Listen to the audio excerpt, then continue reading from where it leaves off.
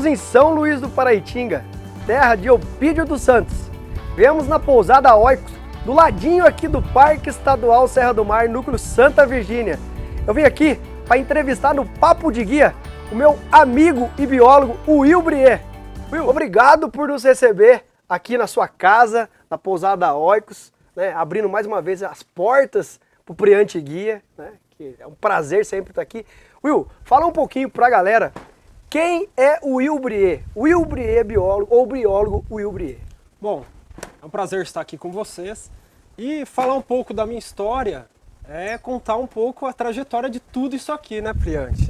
Não tem como eu falar do Will sem falar a construção, né, do que é hoje, tanto a parte da conservação quanto a parte aqui onde nós moramos, que é a pousada. Mas o Will ele tem uma relação diretamente intrínseca com a questão da conservação da natureza. Então a minha vida toda foi praticamente destinada a isso, né? Eu praticamente nasci aqui na região, né? Nasci em Taubaté, mas me criei aqui muito cedo.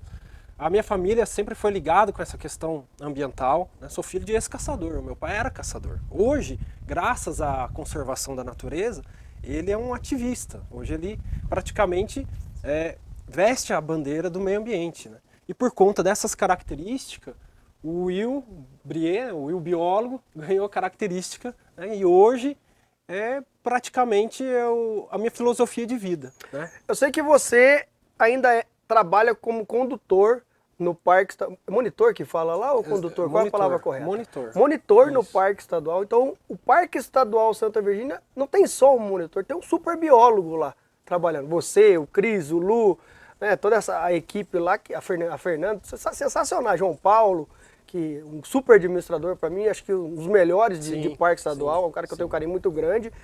E essa história, eu não lembro muito bem, Will, se você começou como condutor lá, como monitor, quando você já estava estudando biologia ou depois que você se interessou por biologia? Então, na verdade, eu trabalhava aqui antes de ir para o parque, né?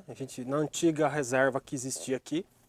E assim que eu iniciei o trabalho no parque, né, eu tive uma oportunidade lá, entrei como estagiário, depois foi efetivado. Aí sim deu início à minha carreira como biólogo. Porque através de outras pessoas, pesquisadores, professores, o próprio João, o diretor lá, incentivou muito a continuar e seguir nessa carreira que hoje é o qual eu desempenho essa função. Uhum. Então, na verdade, eu comecei lá dentro. Né? E o que eu lembro quando eu cheguei lá, alguns anos atrás, um garoto tímido, né? Onde o Elinho falou assim, a gente precisa levar esse garoto para ele estagiar. Na primeira trilha desse garoto, que é você. Um cara que eu tenho um carinho absurdo e um respeito ímpar. E hoje, Will, esse trabalho de receber as escolas lá, toda essa garotada que chega com um monte de ideias que a gente também tinha. Às vezes, muita coisa na prática, ela dá para fazer, mas ela é um pouco diferente do que a gente aprende na escola. Como que é isso hoje para você, filho da terra, né? Trabalhar isso, essa interação, essa parte sensibilizatória com essa criançada que chega com todo aquele gás que a gente chegou um dia. Bom, para a gente poder falar disso, Priante, a gente tem que responder uma pergunta muito simples. A gente só conhece aquilo quando faz sentido, quando a gente visita, quando a gente se interage. Então, ou seja, só preserva aquilo que a gente conhece. Exato, porque faz sentido. Uhum. Então, tanto para as escolas que vão lá para o parque para estudo do meio ou para a contemplação da natureza, ou as próprias pessoas que vão lá por algum motivo, porque nós viemos da natureza, fazemos parte disso, o objetivo sempre foi ressaltar a importância, né, da conservação para poder mostrar que nós fazemos parte disso, mas além disso, que nós temos o dever de garantir que os processos que formam a vida, seja ela vegetal, micro-organismos, enfim, eles têm o direito à existência. Então esse acho que é o maior objetivo hoje.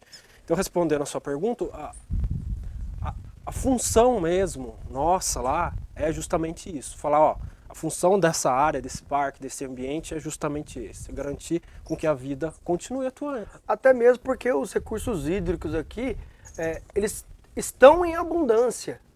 Mas se não tiver essa preservação, essa sensibilização, essa conscientização para um futuro, a gente corre risco. Exato. Bom, muitas pessoas me perguntam qual é a função de se conservar ou de se preservar a natureza. E o que mais toca as pessoas quando eu falo para elas qual é a função são os serviços ambientais prestados. Aí entra nisso que você falou dos recursos hídricos, né? Ou seja, uma floresta como essa aqui no entorno, sejam as pessoas morando dentro dela, ou uma área destinada à conservação ou à preservação, ela garante com que esses serviços continuem atuantes. A qualidade da água, a qualidade do solo, plantas para fins medicinais, micro-organismos, né, como recicladores de matéria orgânica, crédito de carbono, ou seja, regula tudo. Então, nos traz qualidade de vida. Só que, partindo para uma esfera um pouco além disso, que eu acho que seria o ponto-chave, filosoficamente falando, todas as espécies têm o direito à existência, né? A Terra, com seus 4 a 5 bilhões de anos, vem numa escala normal, numa marcha normal, e as populações que ali existem, né, toda a sua genética, tudo, elas têm o direito de existir, né? Então, meio respondendo assim a outra pergunta, a nossa qualidade de vida é afetada por esse ambiente. Mas é legal isso daí porque eu lembro na escola, a gente sempre aprendeu, muito lá no passado, né? Que era nós, seres humanos e meio ambiente. Hoje, todos os estudos, todas as coisas que a gente participa, a gente vê que é isso que você falou. Nós fazemos parte do meio ambiente. Não existe uma briga, né? Isso está muito evidente hoje para todo mundo ver que é isso.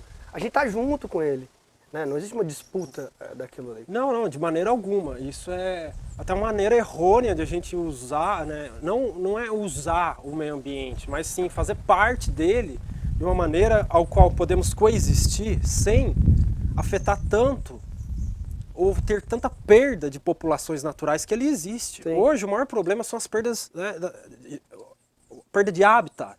Né? Você tem populações que são extintas muito, muito rápidas. Né?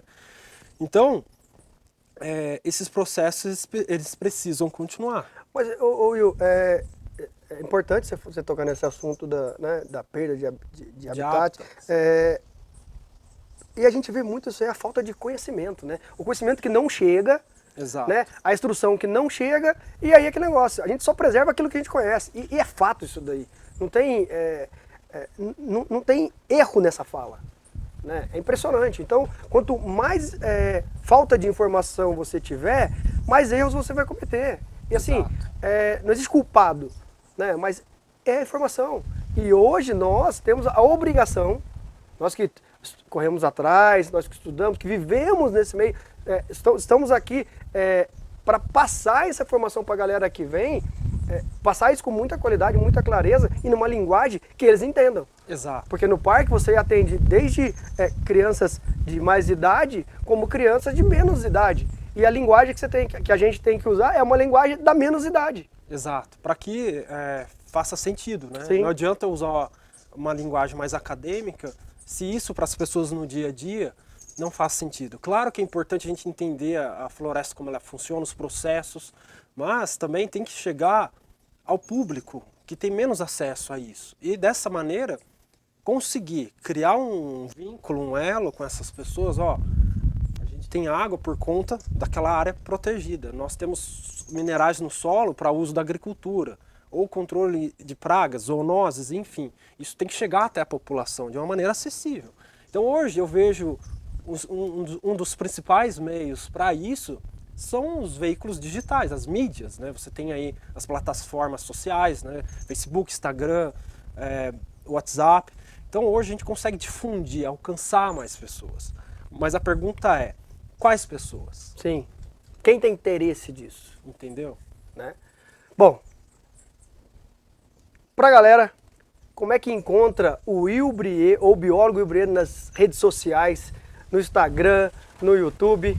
Agora, passa para eles.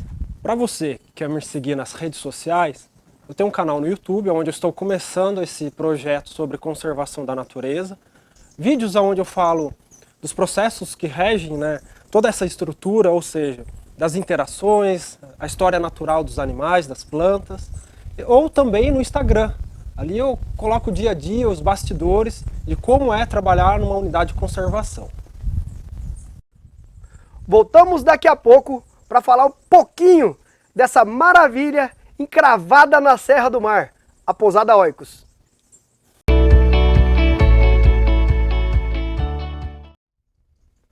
voltamos com o papo de guia. E aí a gente vai falar da pousada Oikos, viu? Bom, 7 anos idealizada. Galera toda do parque, né? Seu pai, você, seu irmão também faz um trabalho sensacional lá de condução no parque. De mostrar o que é toda essa parte de conservação. E aí vem algumas perguntas, né? Por que o nome Oikos? Da onde vem? E se é possível gerar renda e ainda trabalhar com preservação, com conservação. Bom, essa pergunta, por que o nome Oikos, é o que eu mais escuto de todo mundo. Seja hóspedes, o pessoal do trabalho, enfim. O nome Oikos, eu tirei de um livro acadêmico, um livro de ecologia, e esse termo Oikos foi um biólogo, zoólogo na verdade, chamado Ernest Haeckel, ele que criou esse termo, esse nome. Oikos quer dizer casa ou ambiente à sua volta, né? Circunvizinhança imediata. Então Oikos é grego, né? E aí causou bem porque, né, com o ambiente aqui, natureza, a questão da conservação, aí falou, pô, esse nome pode ser bacana e pegou. E ficou Oikos. Nome exótico, né? É, diferente. Diferente. E aí, é possível fazer tudo isso daqui de uma maneira sustentável, gerando renda e ainda conservando e preservando a natureza? Como é que é essa ligação da pousada Oikos com os hóspedes que vêm aqui? O que oferece para eles na questão conexão com a natureza? Bom, Priante, hoje tudo demanda energia. Hoje tudo demanda você encarar os desafios. Quando você se propõe a unir conservação com sustentabilidade, os desafios são grandes, seja por questões econômicas, questões filosóficas, sociais, enfim. Quando a gente se propõe a fazer isso, a gente tem que ter em mente que os impactos sempre vão existir. A maneira é como eu vou diminuir os impactos que eu estou naquele ambiente gerando. Hoje a pousada, ela se sustenta por si só, à base do quê? Do turismo regional, local. Observação de aves, trilhas na região, workshops de fotografia da natureza ou de astrofotografia. Isso hoje garante com que nós possamos aqui ter uma qualidade de vida. Mas além disso, mostrar para as pessoas que é possível você gerar renda e conservar ao mesmo tempo. Sim. Tem essa questão. Mas o âmbito mesmo é você deixar uma mensagem com isso. O que eu quero com isso? E hoje a gente quer mostrar para as pessoas que é isso. Você ter qualidade de vida, você não precisa trabalhar muito e ter contato com a natureza. Trabalhar muito sempre vai trabalhar. Né? Não deixa de ser um negócio, um empreendimento. Existe ali toda, né, a estrutura de uma empresa, a demanda de mercado, mas é possível. Hoje, para nós aqui, depois ao longo desses 7 anos aí, aprendendo, errando, melhorando e sempre buscando melhorar, hoje a gente pode falar que a gente consegue se manter através disso. O que mudou na cabeça daquele garoto que eu conheci lá atrás, lá no parque, primeiro dia de estágio dele numa trilha, e hoje, você está com quantos anos, viu? Hoje eu estou com 31. O que mudou dessa fase interação com a galera, a fase acadêmica, a fase empresarial agora, e esse novo formato agora também expandindo nessas informações da natureza, do meio ambiente, nas redes sociais? Bom, mudou muita coisa. Eu costumo dizer que nós somos o produto do meio. Então, estar inserido nessa questão ambiental, trabalhando com pessoas da área, e não só a questão ambiental, mas a questão do marketing, do empreendimento, você entender como funciona essa máquina, hoje isso possibilitou que hoje, né, nós aqui, né, a minha família, a gente pudesse tomar decisões que nortearam até onde nós chegamos. Então eu falo para você, Priante, são as pessoas que estão no seu caminho. Elas conduzem você, mas vai de você aceitar e querer, né, isso para você. Sim. Tá? Will, acho que para encerrar, depois eu vou deixar um monte de imagem para vocês aqui da pousada Oikos. Uma mensagem para o pessoal que vai estar assistindo nosso bate-papo, esse papo de guia do Will Brier, biólogo ou do biólogo Will Brier e da Pousada Oikos, uma mensagem para eles. Bom, a mensagem que nós queremos passar para as pessoas é que elas visitem o parque, conheçam a pousada. A pousada é destinada para casais que buscam se isolar na natureza, ter um contato mais próximo, né? E também sem abrir mão do conforto, né? Conforto de casa. Então fica o convite aí para vocês conhecerem a região, conhecer o trabalho das pessoas aqui, o trabalho dos guias locais, e valorizar a cultura, a gastronomia, a cidade de São Luís, que é bem rica culturalmente, e fica o convite aí para vocês. Will, quero agradecer esse nosso papo aí. Obrigado por essa excelente mensagem para a galera que vai estar nos assistindo esse primeiro papo de guia do projeto 10 Cumes. Que seja o primeiro de muitos, De né? muitos. Espero contar muito com você nessa empreitada dos 10 Cumes, na empreitada do Priante Guia. E só tenho a agradecer a família Brier, que sempre me recebeu de braços abertos. Então, muito obrigado mais uma vez. Eu que agradeço. Obrigado e parabéns. Obrigado mesmo. Obrigado a todos vocês que acompanharam esse papo de guia. E agora, fiquem com as imagens da Pousada Oikos.